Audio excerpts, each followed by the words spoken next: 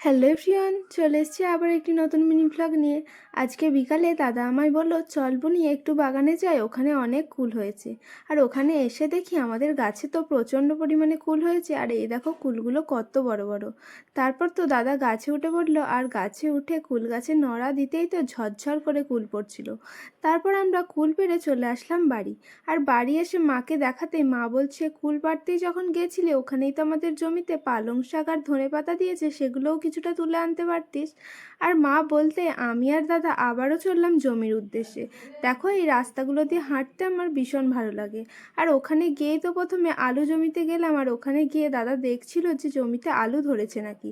দেখো ছোট ছোট আলু ধরেছে। তারপর দেখো এখানে আমাদের ধনেপাতা দিয়েছে, আর তার পাশেই দিয়েছে পালং শাক। আর দেখো কত পালং শাক হয়েছে। আর ওখানে গিয়েই তো দাদা পালং শাক তোলা শুরু করে দেয়, আর আমিও দাদার দেখে ধনেপাতা তোলা শুরু করে দিই। আর ওখান থেকে বাড়ি আসতেই তো আমি দাদাকে বলি একটু ধনেপাতার পাকোড়া ভেজে দিতে।